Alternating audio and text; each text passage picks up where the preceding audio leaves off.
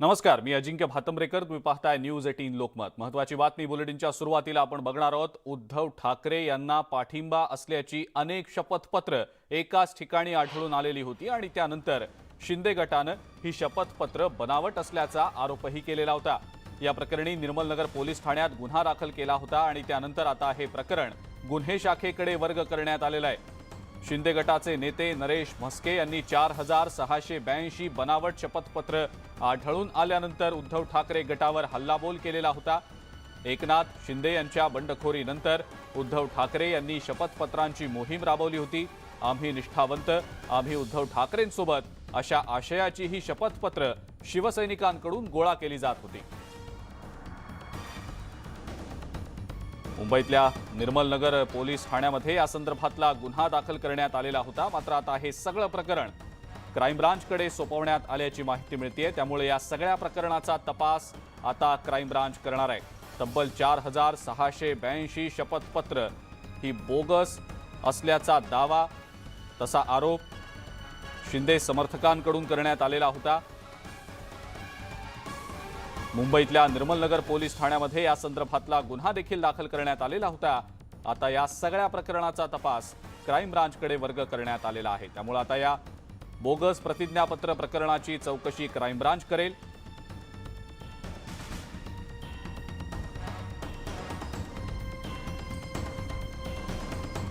Bogus प्रतिज्ञापत्र प्रकरणाची चौकशी आता क्राईम ब्रांचच्या माध्यमातून केली जाणार आहे.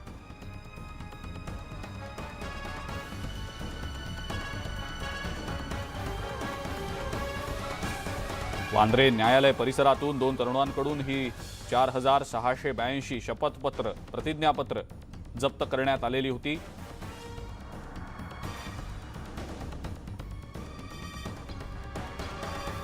मुंबईतल्या निर्मलनगर पोलिसात या संदर्भातला गुन्हा देखील दाखल करण्यात आलेला होता. मात्र आता हे सगळं प्रकरण क्राईम ब्रांचकडे सोपवण्यात आलेलं आहे. या गुन्ह्याचा तपास आता क्राईम ब्रांच करणार आहे. ज्या 2 तरुणांकडनं ही प्रतिज्ञापत्र ही शपथपत्र जप्त करण्यात आलेली होती त्यांची चौकशी तर सुरूच आहे. मात्र यामागे आणखीही काही लोक आहेत का याचा शोध आता क्राईम ब्रांच घेऊ शकणार आहे. क्राईम ब्रांचकडे आता हा सगळा गुन्ह्याचा तपास वर्ग करण्यात आलेला आहे. नरेश म्हस्के यांनी या संदर्भातला आरोप देखील केलेला होता. ही सगळी बोगस शपथपत्र असल्याचा आरोप त्यांनी केलेला होता.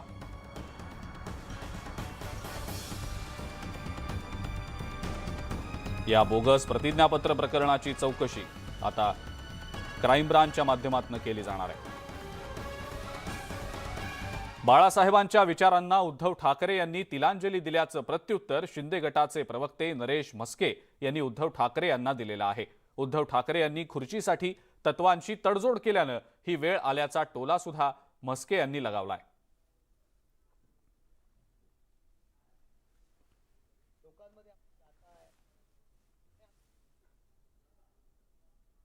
खुर्ची करता आपण राष्ट्रवादी आणि काँग्रेसच्या बरोबर आघाडी केली, मग कट्यार कोणी कायद्यात घुसवली हा सुद्धा प्रश्न या ठिकाणी निर्माण झालेला आहे. त्याचबरोबर या भाषणामध्ये बाळासाहेबांचे विचार, बाळासाहेब या व्यतिरिक्त दुसरं काय नव्हतं. मला एवढंच म्हणायचं की आपण काय केलं, 2.5 वर्ष जे रक्त गोठवलं महाराष्ट्राचं त्या संदर्भात आपण काहीच बोललं नाहीत. आणखी एक गोष्ट राहिलेली आहे, आदित्य साहेबांचं नाव कुठेतरी घेतलेलं नाहीये, ते सुद्धा राहिलंय. म्हणजे पुढच्या फेसबुक लाईव्ह मध्ये जर घेतलं तर बरं होईल. हे भाषण दुसरं काही नव्हतं. बाळासाहेबांचे हिंदुत्वाचे विचार कुठे गेले, या 2.5 वर्षात काय झालं, कुठे लुप्त पावले, याचा काहीच या ठिकाणी उहापोह केलेला नाहीये. हे प्री प्लॅन आहे. मी तुम्हाला सांगतो की 4 वेळा ह्या निवडणूक आयोगाने कागदपत्र दाखल करण्यासाठी वेळ दिला होता, वेळ मागून घेतली होती, परंतु या लोकांनी कागदपत्र दाखल केलेले नाहीये. ज्यावेळी असा प्रसंग होतो त्यावेळी चिन्ह गोठवलं जातं टेम्पररी, हे त्यांना माहीत होतं. तुम्ही सांगा, रात्री निर्णय आला, सकाळी त्यांनी लगेच नवीन चिन्हांचा पेपर सबमिट केला, नवीन नाव सबमिट केला. म्हणजे प्री प्लॅन यांनी सगळी तयारी केली होती. निवडणूक आयोगानं धनुष्यबाण हे चिन्ह गोठवल्यानंतर आता शिंदे गट आणि उद्धव गटासमोर एक नवा पेच उभा राहिलाय. पक्षाच्या नावासोबतच नवं चिन्ह सुद्धा या दोन्ही गटांना शोधावं लागणार आहे आणि त्यासाठी या दोन्ही गटांकडून काही पर्याय देण्यात आलेले आहेत। उद्धव ठाकरे गटाकडून उगवता सूर्य, मशाल आणि त्रिशूळ या चिन्हांचे पर्याय निवडणूक आयोगाकडे देण्यात आलेले आहेत, तर तुतारी, गदा आणि तलवार या चिन्हांना शिंदे गटानं प्राधान्य दिल्याची माहिती मिळतेय। मात्र या दोन्ही गटांमधील शिंदेंनी प्राधान्य दिलेल्या तुतारी या चिन्हाव्यतिरिक्त कोणतंही चिन्ह निवडणूक आयोगाच्या यादीमध्ये नाही। त्यामुळे निवडणूक आयोग आता चिन्ह देताना कोणते निकष लावणार किंवा दोन्ही गटांना आयोगाच्या यादीतीलच चिन्ह निवडावं लागणार हे बघावं लागेल।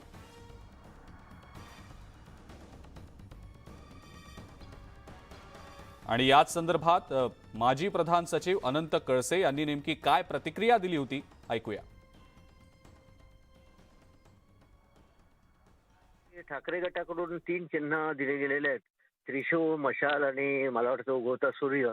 आणि शिंदे गटाकडून सुद्धा काही चिन्ह 3 चिन्ह दिले गेलेले आहेत, त्यामध्ये गदा वगैरे आहे। पण यामध्ये प्रक्रिया अशी आहे, electoral symbol registration act rules प्रमाणे की जे चिन्ह जे मुक्त चिन्ह आहे, ज्याला फ्री सिम्बॉल म्हणतो, अशा प्रकारचे चिन्ह कमिशन नोटिफाय करतं आणि त्या चिन्हामधूनच ते चिन्ह नॉर्मली द कमिशन असा निर्णय घेऊन त्या चिन्हामधून त्यांना 3 चिन्ह प्रपोज करायला सांगतात आणि त्या चिन्हामधून मग एक चिन्ह त्या प्रत्येक पक्षाला मिळतं। आता यामध्ये दोन्ही पक्षाचं अजून नोंदणी झालेली नाहीये कमिशनकडे आणि कमिशन आज काय निर्णय कमिशन मार्फत घेण्यात येईल हे सुद्धा बघणं मोठे इंटरेस्टिंग ठरणार आहे। पण यामध्ये असं दिसतंय की ठाकरे गटाने जे चिन्ह दिलेले आहे ते कमिशनकडे नाहीये, नोटिफाय केलेले नाहीये असं मला प्रायमाफसी दिसतंय। आणि शिंदे गटांचे चिन्ह सुद्धा त्यांची सुद्धा त्या मुक्त फ्री सिम्बॉल मध्ये आहे की नाही हे सुद्धा थोडंसं तपासावं लागेल। पण कमिशनचं शेवटी हे डिस्क्रिशन आहे की कुठले चिन्ह त्या पक्षाला द्यावे हे पूर्णपणे कमिशनचा अधिकार आहे। पूर्वीच्या उदाहरणावर सुद्धा असं दिसून येतं। पक्षनाव आणि चिन्हांवरून ठाकरे आणि शिंदे गटामध्ये आरोप प्रत्यारोप सुरू आहेत। अशात कुणीही कायदा हातात घेऊ नका, सरकारला गालबोट लागणार नाही याची सर्वांनी काळजी घ्या असा सबुरीचा सल्ला मुख्यमंत्री एकनाथ शिंदे यांनी त्यांच्या गटातले आमदार आणि मंत्री यांना दिलेला आहे। टीकेला टीकेनं उत्तर देण्याची गरज नसल्याचंही त्यांनी या सर्वांना सांगितलेलं आहे।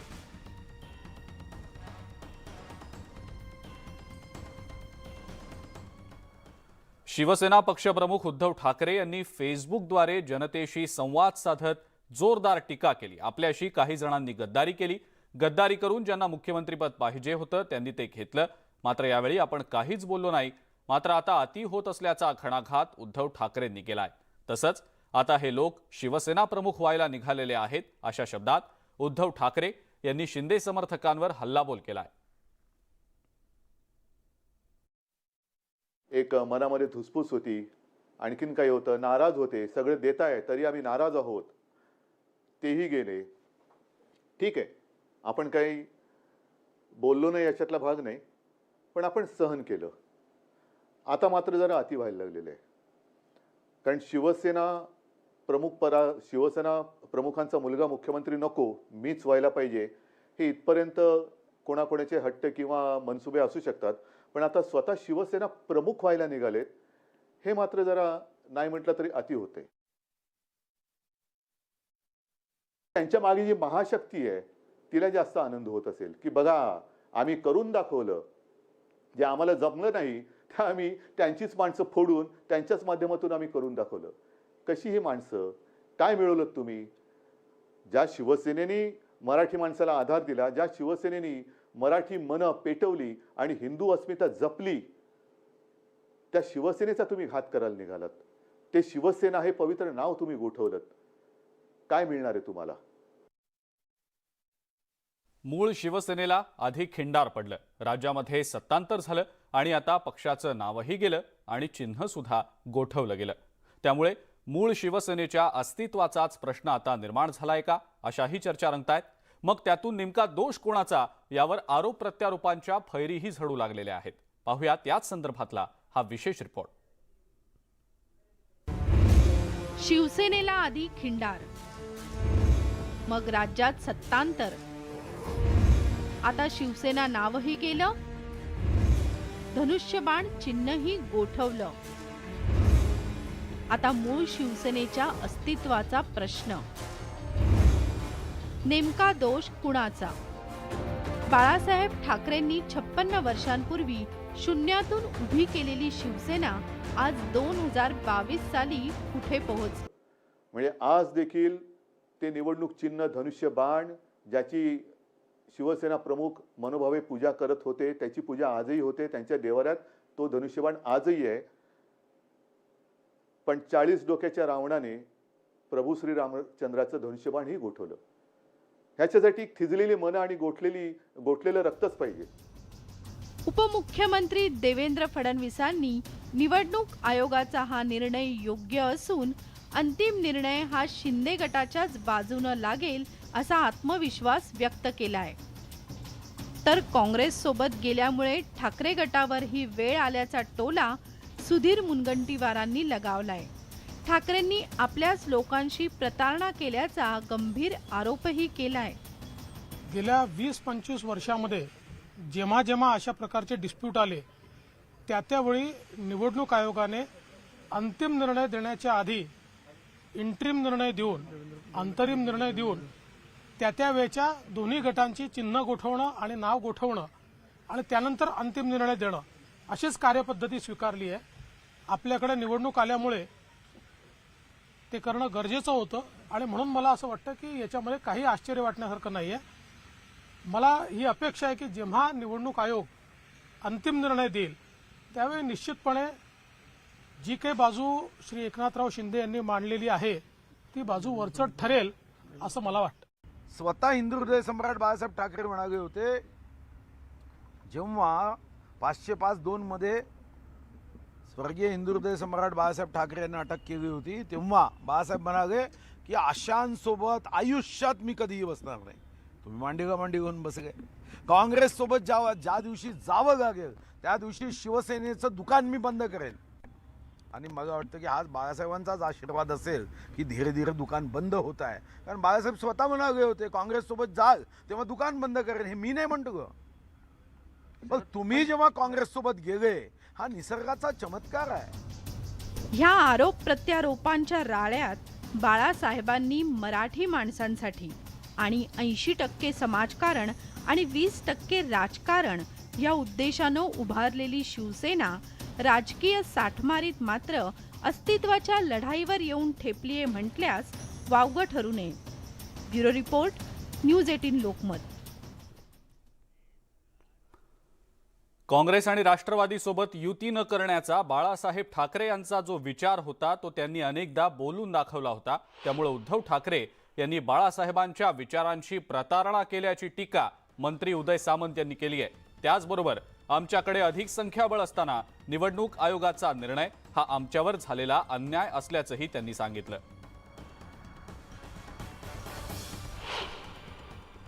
असंख्य नगरसेवक, असंख्य महापौर, असंख्य नगराध्यक्ष या सगळ्यांनी शिंदेसाहेबांचा विचार स्वीकारलेला होता.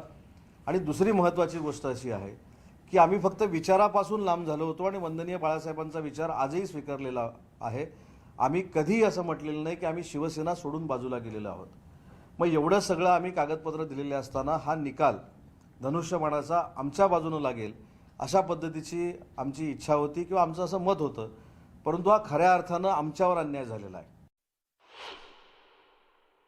काँग्रेस राष्ट्रवादी काँग्रेस पक्षाबरोबर युती झाली त्यावेळेचा जो विचार होता आमदारांचा, तोच विचार सुरतला गेल्यानंतर देखील माननीय एकनाथ शिंदे साहेबांनी तत्कालीन पक्षप्रमुखांना बोलून दाखवलेला होता, तत्कालीन मुख्यमंत्र्यांना बोलून दाखवलेला होता की तुम्ही सांगाल ते करायला तयार आहोत, परंतु राष्ट्रवादी काँग्रेस आणि काँग्रेस पक्षाला तुम्ही सोडलं पाहिजे आणि ते सोडल्याची तुम्ही घोषणा केली पाहिजे.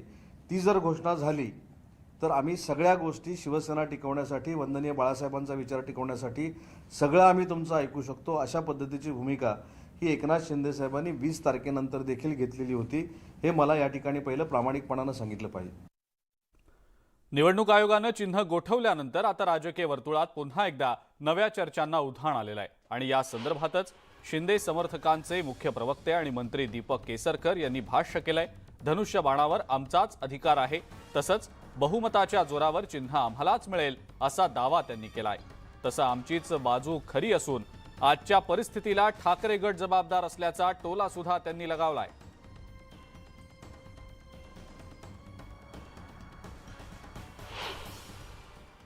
निवडणूक आयोगाचा जो निर्णय आहे त्याच्यावर गळा काढण्याचं काम हे अनेक लोकांनी सुरू केलेलं आहे, पण वास्तविक बघता अन्याय हा आमच्यावर झालेला आहे. तरी पण आम्ही निवडणूक आयोगाचा निर्णय मान्य केलेला आहे, कारण खऱ्या अर्थाने शिवसेना आणि पक्षचिन्हावर आमचाच अधिकार आहे. कारण आम्हाला जी एकंदर मतं मिळालेली आहेत, खासदारांच्या निवडणुकीमध्ये 70 लाख मतं ही आमच्या उमेदवारांना मिळालेली होती, जे आमचे खासदार आता आमच्याबरोबर आहेत. आणि आमदार जे आहेत त्यांना 36 लाख, जवळजवळ 37 लाख मतं मिळालेली होती. आम्ही रडत राहत नाही, आम्ही लढत राहतो. आणि बाळासाहेब नेहमी सांगायचे की रडू नका, लढत राहा. आणि ह्याच्यामध्ये खरा शिवसैनिक असतो, आणि तो खरा शिवसैनिक म्हणून मला सांगायचं आहे की हा मेसेज केवळ मला एका पर्टिक्युलर कोणाला द्यायचा नाही आहे, तर हा सर्वसामान्य शिवसैनिकाला द्यायचा मेसेज आहे की जो खरा शिवसैनिक असतो तो 80% समाज करतो आणि 20% राजकारण करतो. आणि त्या शिवसैनिकाला भडकवण्याचं काम सातत्याने चालू आहे, म्हणून त्याच्यावर भडकत जाऊ नका. निवडणूक आयोगानं धनुष्यबाण हे चिन्ह गोठवल्यानंतर आता शिंदे गट आणि उद्धव गटासमोर नवा पेच उभा राहिलेला आहे. आणि तो पेच आहे तो म्हणजे पक्षाच्या नावासोबतच नवं चिन्ह देखील या दोन्ही गटांना शोधावं लागणार आहे. आणि त्यासाठी या दोन्ही गटांकडनं काही पर्याय देखील दिले गेलेले आहेत. आणि याचबद्दल बोलण्यासाठी आमच्या प्रतिनिधी सुस्मिता भदाणे पाटील आपल्या सोबत आहेत आणि त्यांच्यासोबत ज्येष्ठ कायदेतज्ञ उज्ज्वल निकम सर देखील आहेत. सुस्मिता, हा जो पेच निर्माण झालाय, हा पेच नेमका कशा पद्धतीनं सुटू शकतो? कायदेतज्ञांचं याबद्दलचं नेमकं काय मत? नक्कीच शिवसेनेच्या पक्ष चिन्हावरती, शिवसेना या नावावरतीच प्रश्नचिन्ह निर्माण झाले.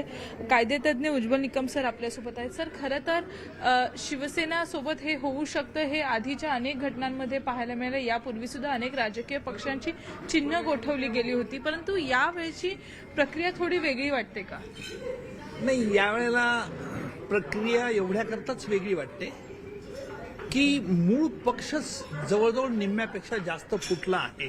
म्हणजे विशेषतः लेजिस्लेटिव्ह विंग पक्षाच्या नावावर जे निवडून आलेले आहेत ते निम्म्यापेक्षा जास्त फुटले असल्यामुळे आणि ते स्वतःला शिवसेना म्हणवत असल्यामुळे एक महाराष्ट्रात अभूतपूर्व अशी परिस्थिती निर्माण झाली. माझ्या मते देशाच्या इतिहासात अशा प्रकारचं राजकीय परिस्थिती प्रथमतः निर्माण झाली. आणि म्हणून जी अंधेरी विधानसभेची पोटनिवडणूक लागली आणि त्या निवडणुकीमध्ये शिवसेनाचं चिन्ह कोणाला द्यायचं, शिवसेना नाव वापरायचं कोणी, या संदर्भात वाद निर्माण झाला. शिवसेनेतील दोन्ही गट त्या निवडणूक चिन्हावरती दावा करू लागले. आणि इतकंच नाही तर आम्हाला तो चिन्ह मिळावं अशा रीतीने दोघांची मागणी होती. आणि म्हणून निवडणूक आयोगाने जो परवा तात्पुरता अंतरिम आदेश जो दिलेला आहे त्यानुसार शिवसेनेचं अधिकृत जे चिन्ह आहे धनुष्यबाण हे कोणत्याही गटाला वापरता येणार नाही. आणि कोणत्याही गटाला या पोटनिवडणुकीत शिवसेना हे सिम्प्लिसिटर नाव देखील वापरता येणार नाही. आता कोर्टात सुद्धा धाव घेण्याची तयारी घेतलेली आहे. आज कदाचित या संपूर्ण पेच प्रसंगावरती निर्णय येऊ शकतो. शिंदे गटानं सुद्धा उद्धव बाळासाहेब ठाकरे या एका पर्यायाला सोडता बाकी दोन्ही पर्याय निवडले आहेत शिवसेनेसोबत. चिन्हांच्या बाबतीत सुद्धा 3 चिन्ह शिवसेनेनं जाहीर केलेले आहेत, ठाकरेंनी जाहीर केलेत. शिंदेच्या बाबतीत तशी काही चिन्ह अजून निश्चित झालेली नाही, परंतु कोणतं चिन्ह मिळू शकतं, नेमके नियम काय आहेत? निवडणूक आयोगाने दोन्ही गटांना एक नाव कुठलं असावं तुमच्या पक्षाचं तात्पुरत्या स्वरूपाचं आणि निवडणूक चिन्ह त्यांनी निवडणूक जी आयोगाने जी सूची तयार केली निवडणूक चिन्हाची त्या सूचीमधलीच नावं दोन्ही गटांना 3 नावं सुचवायला सांगितलेली आहे. त्या 3 सुचवलेल्या नावांपैकी एखादं नाव निवडणूक आयोग त्या गटाकरता निश्चित करेल आणि त्या निशाणीखाली त्या चिन्हाखाली त्या गटाला ती निवडणूक लढवावी लागेल असं सकृतदर्शनी दिसतंय. आपला जो प्रश्न आहे की सर्वोच्च न्यायालयात धाव घेतलेली आहे, ही गोष्ट खरी आहे की निवडणूक आयोगाच्या या अंतरिम आदेशाविरुद्ध काहींनी असं जाहीर केलेलं आहे की आम्ही सर्वोच्च न्यायालयात जाऊ.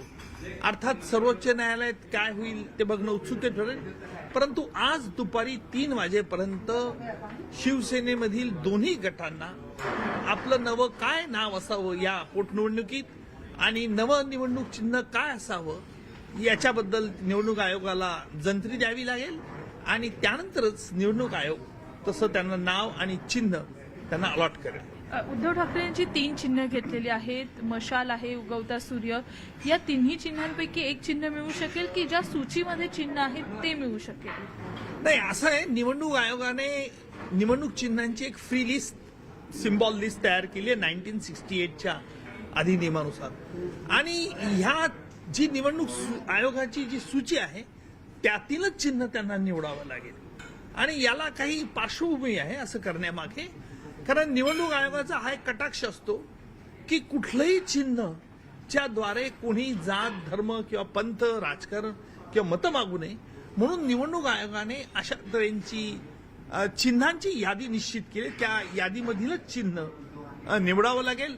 अर्थात निवडणूक आयोगाचं तर पूर्ण स्वेच्छा अधिकार आहे की जर एखाद्या गटाने काही कारण दाखवलं तर निवडणूक आयोगाचा तो स्वेच्छा अधिकार असेल. आता शिवसेनेचं धनुष्यबाण जरी फ्रीज झालेलं असलं तरी सुद्धा आगामी निवडणुकांसाठी सुद्धा हाच अशा पद्धतीचा पेच प्रसंग पाहायला मिळतो की पुढे जाऊन शिवसेनेला पुन्हा कोर्टामध्ये बाजू मांडल्यानंतर कुठेतरी आपल्या नावासाठीची लढाई नव्यानं सुरू करावी लागेल किंवा संपूर्णपणे शून्यातनं सुरुवात करावी लागेल? नाही, निवडणूक आयोगापुढे शिवसेनेच्या दोन्ही गटातर्फे लेखी पुरावा सादर करण्यात आलेला आहे आणि त्या पुराव्याचं छाननी आणि पुराव्याचं विश्लेषण निवडणूक आयोगाला करावं लागेल जेणेकरून निवडणूक आयोगाला हे ठरवावं लागेल की कोणाच्या ताब्यात शिवसेना पक्ष आहे आणि त्याला कोणत्या गटाला मान्यता द्यायची की ते नाव आणि चिन्ह शिवसेनेचे जे आहे ते वापरण्याचा आणि हा भाग पुराव्याचा आहे.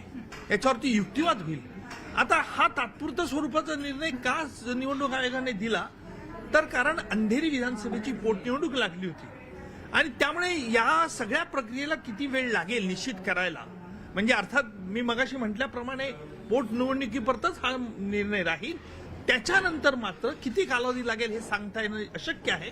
परंतु जोपर्यंत जर अगर त्या पुन्हा अंधेरीनंतर कुठली निवडणूक लागली असेल, मग ती स्थानिक स्वराज्याची असेल किंवा कुठल्या विधानसभेच्या निवडणूक असेल, लोकसभेच्या निवडणूक असेल, तर मग पुन्हा जर युक्तिवाद पूर्ण झाला नाही तर अशा प्रकारचा पेच प्रसंग पुन्हा येऊ शकतो. जोपर्यंत निवडणूक आयोग यात निश्चित करत नाही तोपर्यंत ही परिस्थिती कायम राहू शकते. धन्यवाद आमचे संवाद साधल्याबद्दल. तर निवडणूक आयोगामध्ये आज दोन्ही गटांकडनं नेमकं कशा पद्धतीने आपली बाजू मांडली जाते आणि निवडणूक आयोग काय निर्णय घेतं हे संपूर्ण महाराष्ट्राच्या राजकीय परिस्थितीसाठी महत्त्वाचं असणार आहे. बिलकुल सुस्मिता, धन्यवाद. सविस्तर माहिती दिली त्याबद्दल. आणि उज्ज्वल निकम सर या संदर्भातलं विश्लेषण करत होते. त्यांनी देखील या संदर्भातल्या सगळ्या ज्या बाबी आहेत त्या उलगडून सांगितलेल्या आहेत, स्पष्ट करून सांगितलेल्या आहेत. एका ब्रेकची वेळ झाली आहे. ब्रेकनंतर आपण इतरही काही महत्त्वाच्या बातम्या बघणार आहोत. बघत रहा न्यूज 18 लोकमत.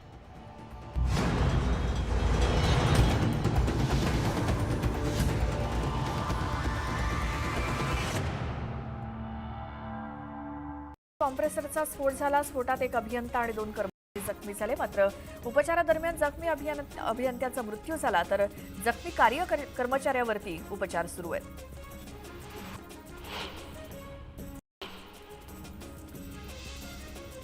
माळेगाव सहकारी साखर कारखान्याचा 66वा गळीत हंगामाचा शुभारंभ विरोधी पक्षनेते अजित पवारांच्या हस्ते करण्यात आला. यावेळी मुळी पूजन करून गव्हाण पूजन करण्यात आले आणि यावेळी अजितदादांनी सत्ताधाऱ्यांवर टीका केली. महागाई वाढलेली असताना नको ते विषय समोर काढून सरकार जनतेची दिशाभूल करते असं अजित पवार म्हणाले.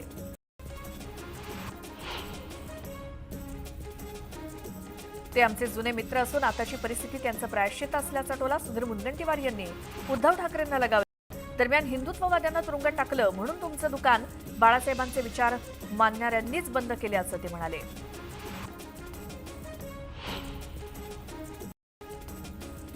नाशिकमध्ये पालकमंत्री दादा भुसे यांच्या अध्यक्षतेखाली नियोजन समितीची बैठक होणार आहे.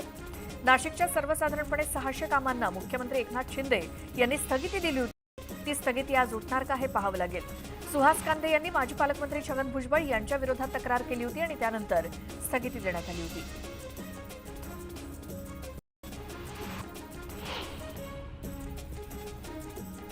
भाजपचे नेते चंद्रकांत पाटील आज कोल्हापूर दौऱ्यावरती आहेत आणि या ठिकाणी ते पदाधिकारी आणि कार्यकर्त्यांशी संवाद साधणार आहेत.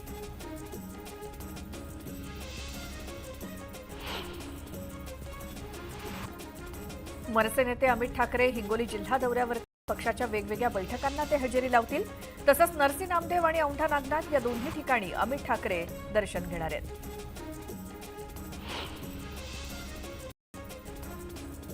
एकनाथ शिंदेंचं काय चाललंय याचा विचार करू नका, रानात लक्ष द्या असं म्हणत विरोधी पक्षनेते अजित पवार यांनी जोरदार फटकेबाजी केली.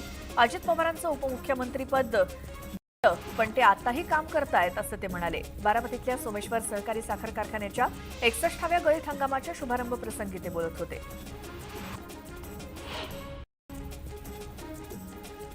औरंगाबादचे माजी खासदार आणि शिवसेना नेते चंद्रकांत खैरे यांनी मुख्यमंत्र्यांवरती टीका केली होती.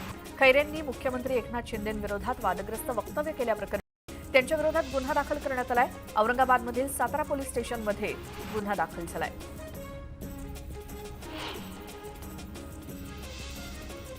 रविवारी छत्रपती संभाजीराजे रायगड दौऱ्यावरती होते आणि यावेळी त्यांनी पेणमधील स्वराज्य संघटनेच्या शाखेचं उद्घाटन केलं.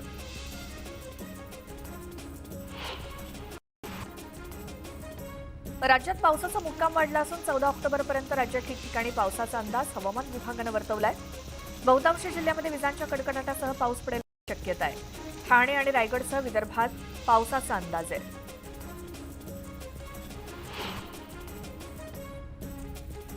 वाशिम जिल्ह्यामध्ये पावसानं काढणी झालेल्या 60 ते 70 हजार एकरवरील सोयाबीनचं नुकसान झालंय आणि सोयाबीनला अंकुर फुटत असून ऐन हातातोंडाशी आलेला घास निसर्गानं हिरावून घेतल्यामुळे बळीराजा आर्थिक संकटात सापडलाय.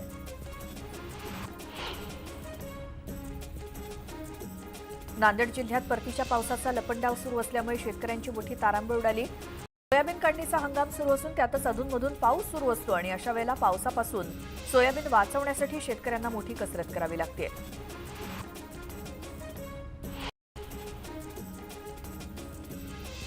नांदेडमध्ये अतिवृष्टीमुळे उडीद, मूग आणि सोयाबीनचं पीक हातातून गेल्यामुळे शेतकऱ्यांना यावर्षी कापसातून चांगलं उत्पन्न मिळेल अशी अपेक्षा आहे.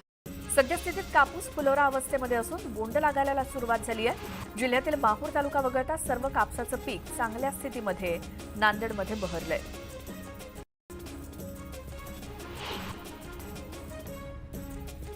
बीडमध्ये विमा कंपनीकडून पीक कापणी प्रयोगात दगड टाकून वजन वाढवण्याचा प्रयत्न करण्यात आल्याचा आरोप शेतकऱ्यांकडून करण्यात आला. या प्रकरणी विमा कर्मचाऱ्याला धारेवर धरलं आणि यावेळी त्यानं सारवासारव करत काढता पाय घेतला.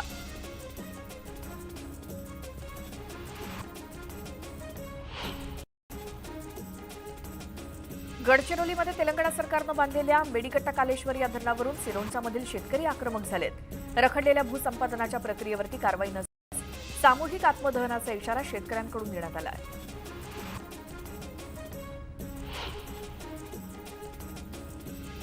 भुसावळ तालुक्यातील ओजोरा ते वांजोळा मार्गाचं लोकार्पण आमदार संजय सावकारी यांच्या हस्ते होणार होतं. मात्र निकृष्ट दर्जाचं काम असल्याचं निदर्शनास आल्यामुळे संजय सावकारी अधिकाऱ्यांची कानउघडणी करून लोकार्पण करताच निघून गेले आणि ठेकेदाराचं बिल थांबवून ब्लॅकलिस्टेड करण्याच्या सूचना दिल्या.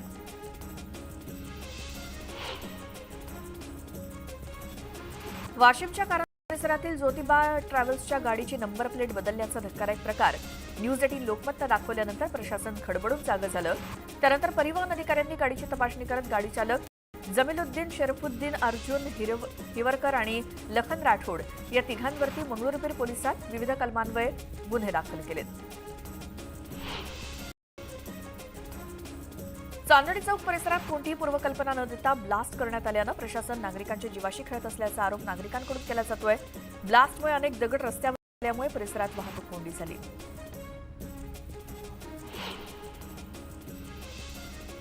खरीप पिकांना अतिवृष्टीचा फटका बसल्याचं डाळवर्गीय पिकं अनेक ठिकाणी वाया गेली आणि त्याचा परिणाम बाजारभावावरती झालेला दिसतोय. परिणामी तूर, उडीद, मूग आणि डाळीचे भाव वाढले तर डाळीचे भाव गेल्या 8 दिवसात प्रति किलो 4 ते 5 रुपयांनी वाढले. डाळ बाजारात 110 रुपयांवरती पोहोचली असून किरकोळ बाजारात 125 ते 130 रुपये किलोवरती पोहोचली आहे.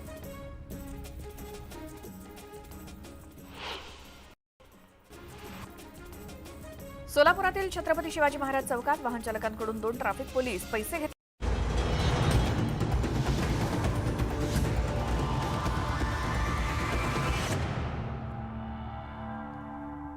ब्रेकनंतर आपल्या सगळ्यांचं पुन्हा एकदा स्वागत आणि एक ब्रेकिंग न्यूज यानंतरची आपण पाहणार आहोत ती म्हणजे उद्धव ठाकरे यांना प्रमुख विरोधी नेता बनवण्याची योजना असल्याची एक मोठी माहिती समोर आलेली आहे. भाजपच्या कार्यशैलीचा बळी म्हणून येत्या काळात उद्धव ठाकरे यांना दाखवलं जाण्याची योजना आखण्यात आल्याचं समजतंय। यामुळे उद्धव ठाकरे राष्ट्रीय स्तरावर प्रमुख विरोधी पक्ष नेते म्हणून जागा घेण्याची शक्यता आहे। उद्धव ठाकरे हे येत्या काळात शरद पवार, ममता बॅनर्जी, नितीश कुमार आणि अखिलेश यादव यांच्या फळीमध्ये असतील अशी सूत्रांची माहिती आहे। दिल्लीकरांची दोन हात करत असताना उद्धव ठाकरेंना महाराष्ट्रातल्या जनतेची अभूतपूर्व सहानुभूती मिळेल अशी आशा व्यक्त केली जाते आणि त्यामुळे याचा फायदा घेण्यासाठी उद्धव ठाकरे विक्टिम कार्ड वापरण्याची शक्यता वर्तवली जाते। आता यामध्ये उद्धव ठाकरे यांना कितपत यश मिळतं हे देखील पाहणं महत्त्वाचं ठरणार आहे आणि याबद्दलची अधिक माहिती आपण जाणून घेणार आहोत। सुस्मिता भदाणे पाटील आपल्या प्रतिनिधी आपल्या सोबत आहेत सध्या।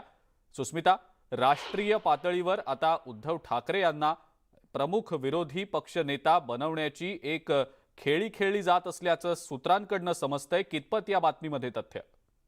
खरं तर या सर्व चर्चा यापूर्वी सुद्धा होत होत्या। राष्ट्रीय पातळीवरती शिवसेनेचं अस्तित्व निर्माण व्हावं याकरता विविध राज्यांमध्ये शिवसेनेनं आपल्या पदाधिकाऱ्यांची फळी उभारलेली होती, परंतु बीजेपी विरोधी एकत्र आलेले सर्वच राजकीय पक्ष हे आता एकत्र येण्याच्या तयारीमध्ये आहेत। कारण कुठे ना कुठेतरी या सर्व राजकीय पक्षांच्या नेत्यांवरती केंद्रीय एकूणच सगळ्या यंत्रणांकडनं होणारी कारवाई, त्याचबरोबर शिवसेनेचं झालेलं शिंदे गटाकडनं मोठं नुकसान, शिवसेनेसाठी मोठा भावनिक सेटबॅक होता तो म्हणजे शिवसेनेचं चिन्ह गोठवण्यात आलं। आगामी निवडणुकांच्या हिशोबाने हा जरी निर्णय घेण्यात आलेला असला तरी सुद्धा कुठेतरी मोठ्या प्रमाणात सहानुभूती उद्धव ठाकरे यांच्या सोबत आहे आणि राजकीय वर्तुळामध्ये जी काही उलथापालट झाली यातनं शिवसेनेला पुन्हा उभा करत असताना भाजपमुळे हे सर्व झालेलं आहे हे सुद्धा वारंवार दाखवण्याचा प्रयत्न उद्धव ठाकरे यांच्या गटाकडनं केला जात आहे। शिवसेनेचं मूळ अस्तित्व कुठेतरी संपवण्याचा प्रयत्न केला गेला आणि त्यामुळे महाराष्ट्रभरातील नागरिकांकडनं त्यांना सहानुभूती मिळत आहे।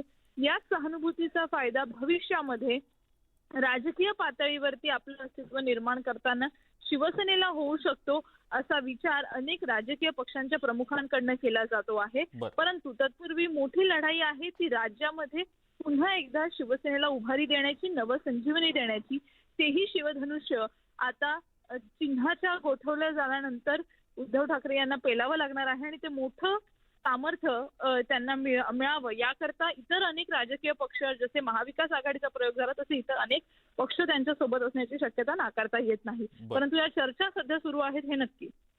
सुस्मिता, धन्यवाद सविस्तर माहिती दिली त्याबद्दल। उत्तर प्रदेशचे माजी मुख्यमंत्री आणि समाजवादी पार्टीचे संस्थापक मुलायम सिंग यादव यांचं आज गुरुग्राम मधल्या मेदांता रुग्णालयात निधन झालंय। वयाच्या 82व्या वर्षी त्यांनी अखेरचा श्वास घेतला। प्रकृती खालावल्यानं त्यांना आयसीयू मध्ये दाखल करण्यात आलेलं होतं। मुलायम सिंग यादव यांच्या निधनानंतर समाजवादी परिवारामध्ये आता शोककळा पसरली आहे। 3 महिन्यांपूर्वी त्यांच्या पत्नी साधना गुप्ता यांचं देखील निधन झालेलं होतं। मुलायम सिंग यादव यांना श्वसनाचा त्रास आणि कमी रक्तदाबाच्या तक्रारीनंतर 22 ऑगस्टला मेदांता रुग्णालयात दाखल करण्यात आलेलं होतं। मुलायम सिंग यादव यांच्या या निधनाच्या बातमीनंतर पंतप्रधान नरेंद्र मोदी यांनी ट्विटरद्वारे शोक व्यक्त केला आहे। श्री मुलायम सिंह यादवजी हे एक उल्लेखनीय व्यक्तिमत्व होतं। लोकांच्या समस्यांप्रती संवेदनशील असणारा एक नम्र आणि तळमळीचा नेता म्हणून त्यांची ख्याती होती। उत्तर प्रदेश आणि राष्ट्रीय राजकारणामध्ये त्यांनी स्वतःची वेगळी ओळख निर्माण केली। त्यांनी तत्परतेने लोकांची सेवा केली। लोकनायक जेपी आणि डॉक्टर लोहिया यांच्या आदर्शांचं पालन करण्यासाठी त्यांनी आपलं जीवन समर्पित केलं। उत्तर प्रदेश आणि राष्ट्रीय राजकारणात मुलायम सिंहांनी स्वतःची वेगळी ओळख निर्माण केली। आणीबाणीच्या काळात ते लोकशाहीचे प्रमुख सैनिक होते।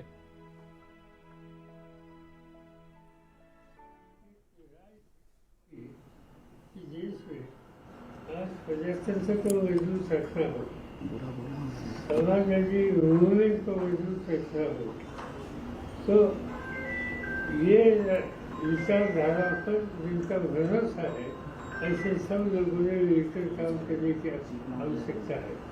और इसी तरह से उन्होंने इस लाइन में जाने वाले लोगों का हमेशा सहयोग दिया, सफल दिए। पवार साहेब, मराठीतून आपली प्रतिक्रिया श्रद्धांजली हवी आहे.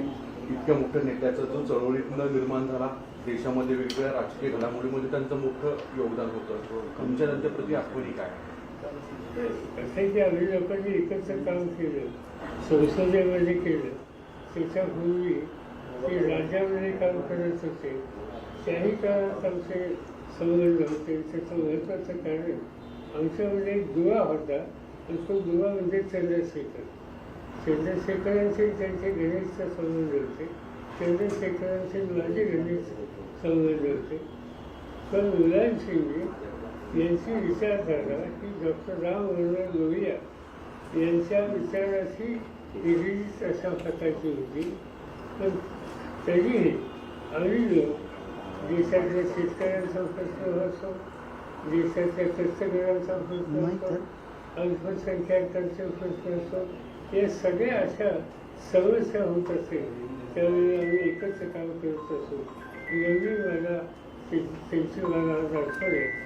आज इतके वर्ष आमच्या सगळ्यांच्या सोबत संसदेमध्ये आणि संसदेच्या बाहेर काम करणाऱ्या एका ज्येष्ठ समाजवादी आणि विशेषतः ग्रामीण भागाच्या लोकांच्या हिताची जपण करणारा आज नेत्याला आम्ही लोक उपयोगी आहोत. ठीक आहे. ओके सर, राजकीय इतर प्रश्न घडामोडी महाराष्ट्रात प्रचंड घडत आहेत, विशेषतः ठीक आहे, करू नका.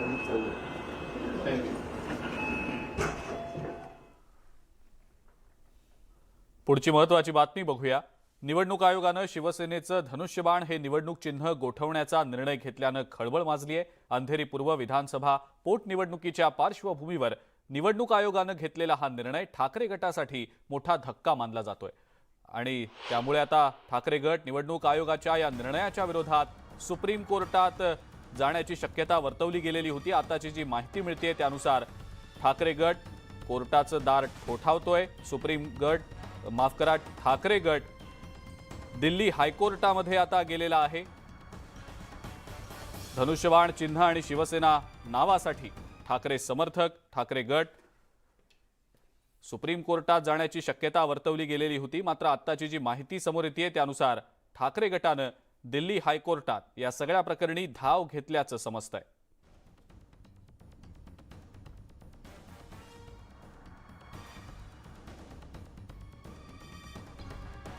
नाव आणि चिन्हाची लढाई आता कोर्टात लढली जाणार असल्याचंच दिसतंय.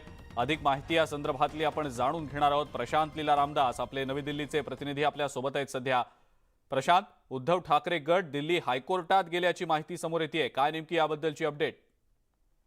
बरोबर आहे. ज्या पद्धतीने माहिती मिळते की केंद्रीय निवडणूक आयोगाच्या निर्णयाविरोधात उद्धव ठाकरे हायकोर्टात गेलेले आहे. दिल्ली हायकोर्टात त्यांनी रिट याचिका दाखल केली आहे. त्यांनी म्हटलंय की निवडणूक आयोगाने कुठलीही सुनावणी न करता तसेच युक्तिवाद करण्याची संधी न देता 24 तासाच्या आत म्हणणं मांडण्यास सांगितलं आणि कागदपत्रासाठी देखील वेळ दिला नाही असा दावा त्यांचा आहे आणि त्याच्याचमुळे त्यांनी दिल्ली हायकोर्टामध्ये याचिका दाखल केली आहे अशी माहिती पुढे आलेली आहे. महत्वाचं म्हणजे आज दुपारी 1 वाजेपर्यंत निवडणूक चिन्ह आणि नावासंदर्भात अंतिम निर्णय होणार आहे. त्यापूर्वीच आज दिल्ली हायकोर्टाचे दरवाजे शिवसेना उद्धव ठाकरे गटाच्या वतीनं ठोठावण्यात आलेले आहे. निश्चितपणे दिल्ली हायकोर्टामध्ये कपिल सिब्बल ही त्यांची बाजू मांडतील अशी ही शक्यता व्यक्त केली जात आहे. बरं प्रशांत, धन्यवाद. सविस्तर माहिती आपण दिलीत त्याबद्दल. धनुष्यबाणाची लढाई आता दिल्ली हायकोर्टापर्यंत जाऊन पोहोचलेली आहे. ठाकरे गटानं दिल्ली हायकोर्टात आता धाव घेतली आहे. पुन्हा एकदा एका ब्रेकसाठी आपण थांबूया. बघत रहा न्यूज 18 लोकमत.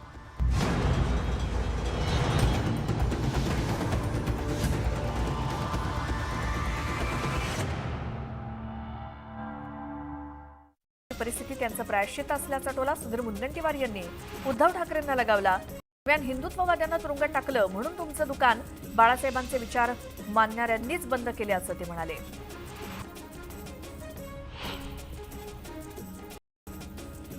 नाशिकमध्ये पालकमंत्री दादा भुसे यांच्या अध्यक्षतेखाली नियोजन समितीची बैठक होणार आहे.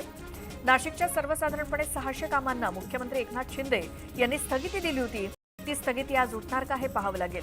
सुहास कांदे यांनी माजी पालकमंत्री छगन भुजबळ यांच्या विरोधात तक्रार केली होती आणि त्यानंतर स्थगिती देण्यात आली होती.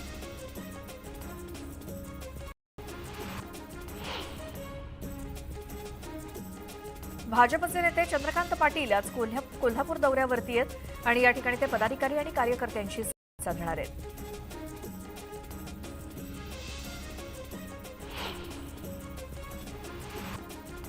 मनसे नेते अमित ठाकरे हिंगोली जिल्हा दौऱ्यावरती पक्षाच्या वेगवेगळ्या बैठकांना ते हजेरी लावतील. तसंच नरसी नामदेव आणि औंढा नागनाथ या दोन्ही ठिकाणी अमित ठाकरे दर्शन घेणार आहेत.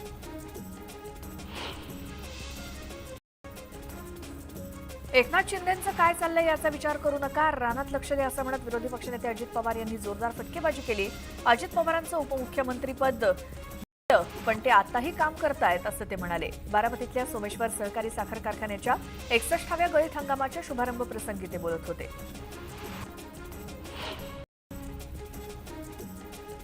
औरंगाबादचे माजी खासदार आणि शिवसेना नेते चंद्रकांत खैरे यांनी मुख्यमंत्र्यांवरती टीका केली होती. खैरेंनी मुख्यमंत्री एकनाथ शिंदेंविरोधात वादग्रस्त वक्तव्य केल्याप्रकरणी त्यांच्या विरोधात गुन्हा दाखल करण्यात आलाय. औरंगाबादमधील सातारा पोलीस स्टेशनमध्ये गुन्हा दाखल झालाय.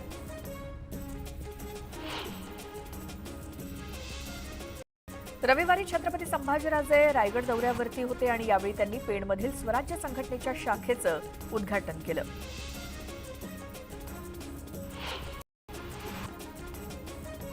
राज्यात पावसाचा मुक्काम वाढला असून 14 ऑक्टोबरपर्यंत राज्यात ठिकठिकाणी पावसाचा अंदाज हवामान विभागानं वर्तवलाय.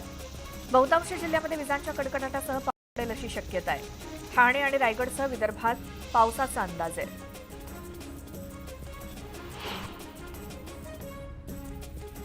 वाशिम जिल्ह्यात परतीच्या पावसानं काढणी झालेल्या 60 ते 70 हजार एकरवरील सोयाबीनचं नुकसान झालंय आणि सोयाबीनला अंकुर फुटत असून ऐन हातातोंडाशी आलेला घास निसर्गानं हिरावून घेतल्यामुळे बळीराजा आर्थिक संकटात सापडलाय.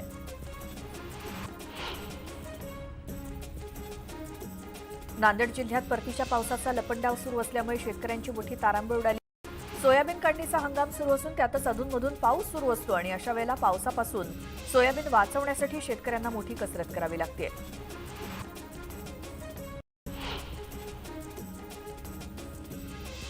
नांदेडमध्ये अतिवृष्टीमुळे उडीद, मूग आणि सोयाबीनचं पीक हातातून गेल्यामुळे शेतकऱ्यांना यावर्षी कापसातून चांगलं उत्पन्न मिळेल अपेक्षा आहे. सद्यस्थितीत कापूस फुलोरा अवस्थेमध्ये असून बोंड लागायला सुरुवात झाली आहे. जिल्ह्यातील माहूर तालुका वगळता सर्व कापसाचं पीक चांगल्या स्थितीमध्ये नांदेडमध्ये बहरलंय.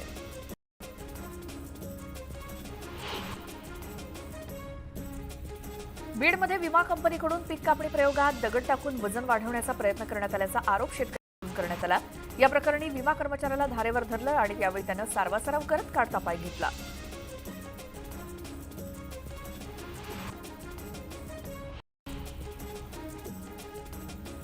गडचिरोलीमध्ये तेलंगणा सरकारनं बांधलेल्या मेडिकट्टा कालेश्वर या धरणावरून सिरोंचामधील शेतकरी आक्रमक झालेत. रखडलेल्या भूसंपादनाच्या प्रक्रियेवरती कारवाई न झाल्यास सामूहिक आत्मदहनाचा इशारा शेतकऱ्यांकडून देण्यात आला आहे.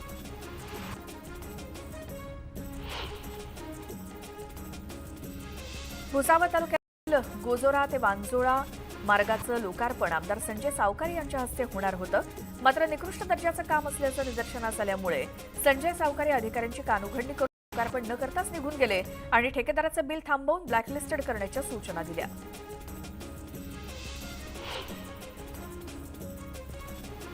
वाशिम परिसरातील ज्योतिबा ट्रॅव्हल्सच्या गाडीची नंबर प्लेट बदलण्याचा धक्कादायक प्रकार न्यूज 18 लोकमतला दाखवल्यानंतर प्रशासन खडबडून जागं झालं. त्यानंतर परिवहन अधिकाऱ्यांनी गाडीची तपासणी करत गाडी जमीलुद्दीन, शरफुद्दीन, अर्जुन हिवरकर आणि लखन राठोड या तिघांवरती मंगळुरपीर पोलिसात विविध कलमान्वये गुन्हे दाखल केलेत. चांदणी चौक परिसरात कोणतीही पूर्वकल्पना न देता ब्लास्ट करण्यात आल्यानं प्रशासन नागरिकांच्या जीवाशी खेळत असल्याचा आरोप नागरिकांकडून केला जातोय. ब्लास्टमुळे अनेक दगड रस्त्यावरती आल्यामुळे परिसरात वाहतूक कोंडी झाली.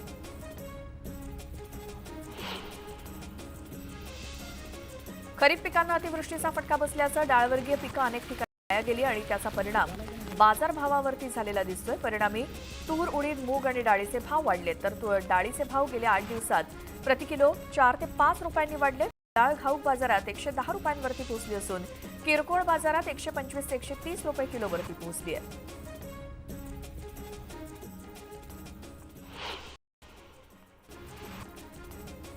सोलापुरातील छत्रपती शिवाजी महाराज चौकात वाहन चालकांकडून 2 ट्रॅफिक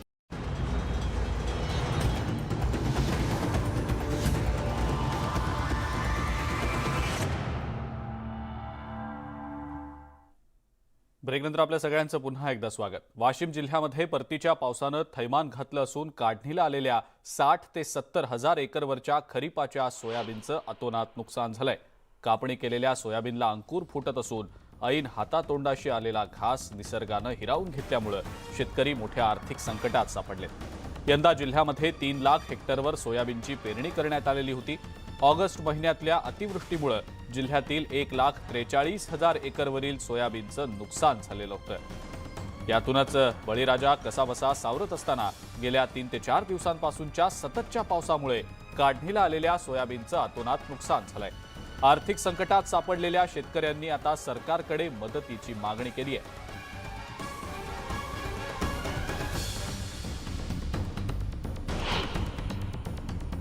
आज 1-1.5 महिना पाऊस झाला नाही, आता हे 3 दिवस झाले सतत लागून बसला। पाणी आम्ही सोयाबीनची कापणी केली।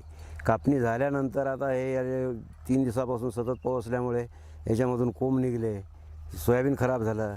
आता याचा शासनाने याचा काहीतरी हे निघाला तो बघावं, म्हणजे सर्वे करावं आणि काहीतरी शेतकऱ्याला याच्या मार्फत म्हणजे काहीतरी हे अनुदान किंवा काही म्हणजे मदत द्यावं असं आमची विनंती आहे। शेतीत माल कापल्यामुळं सोयाबीनचे नुकसान झालेले आहे। 3 दिवसापासून सोयाबीन कापडून पसर पडलेली आहे, तरी सगळं भिजून खराब माल झालेला आहे। तरी आम्हाला भाव मिळण्याबाबत आमच्याकडे शासनानं लक्ष द्यावं व आम्हाला मदत करावी। सोयाबीन पेरलं तर लय पाऊस चालू आहे। 2-3 दिवसापासून खूप पाऊस चालू आहे। सोयाबीन उधळे द्यायचं ते म्हणतात 4,000 रुपये बॅग। आता आम्ही करावं काय? इकडून तिकडून दिलं तर पाणी आलं, पाणी ते कोंब फुटले। मार्केटला न्यावं, मार्केटला काही भाव म्हणतात 4,000 3,000 करावं काय? काही आमचं चालत नाही। वाशिम जिल्ह्यातील खरीपाचं प्रमुख पीक असलेल्या सोयाबीनला सद्यस्थितीत जो पाऊस सुरू आहे त्यानं मोठा फटका बसला आहे। अगोदरच ऑगस्ट महिन्यामध्ये जिल्ह्यातील जवळपास 1,43,000 हेक्टरवरील सोयाबीन व इतर पिकांना मोठा फटका बसला होता। वाशिम जिल्ह्यामध्ये ऐन काढणीचा हंगाम सुरू असताना गत 3 दिवसापासून जिल्ह्यातील अनेक भागात जे पाऊस पडलाय, जो पाऊस कोसळतोय अतिमुसळधार, त्यामुळे जे कापणी करून ठेवलेलं सोयाबीन आहे, जे शेत जमिनीवर पडलेलं आहे, त्याचं अतोनात नुकसान झालं आहे। या कापलेल्या सोयाबीनला अक्षरशः कोंब फुटत आहेत, अंकुर फुटत आहेत। अगोदरच शेतकरी मागील नुकसानामुळे मेटाकुटीस आला असताना त्यातच भरीसभर म्हणून जो हातातोंडाशी आलेला घास आहे तो हा निसर्ग हिरावून घेतल्यामुळे शेतकरी हवालदिल झाले आहेत। यासाठी शासन प्रशासनानं जे काही नुकसान झालंय त्याचे पंचनामे करून शेतकऱ्यांना दिलासा देण्याची गरज निर्माण झाली आहे। किशोर गोमाशे, न्यूज 18 लोकमत, वाळकी, वाशिम। आणि यानंतर पुढची एक मजेशीर बातमी आपण बघूया। सध्या सोशल मीडियावर रील्सचा ट्रेंड आहे आणि असाच एका तरुणीचा दिलबर या गाण्यावरचा व्हिडिओ सोशल मीडियावर मोठ्या प्रमाणावर व्हायरल होतोय। मात्र हा व्हिडिओ तरुणीच्या डान्समुळे नाही तर भलत्याच एका कारणामुळे व्हायरल होतोय। व्हिडिओमधील ऑटोवाल्या काकांच्या डान्सनं सगळ्यांचंच लक्ष वेधून घेतलंय। रील्ससाठी ही तरुणी एकटीच रस्त्यावर दिलबर या गाण्यावर डान्स करत होती। अचानक फ्रेममध्ये हे ऑटोवाले काका दिसायला लागले आणि तेही या तरुणीसारखा डान्स करण्याचा प्रयत्न करताना दिसले। हा व्हिडिओ व्हायरल झालाय तो या तरुणीमुळे नाही तर या काकांच्या अनोख्या डान्समुळे। आणि या सगळ्या महत्त्वाच्या बातम्यांसोबतच बुलेटिनमध्ये वेळ झाली इथंच थांबण्याची। ताज्या बातम्या आणि अपडेट्ससाठी बघत राहा फक्त न्यूज 18 लोकमत।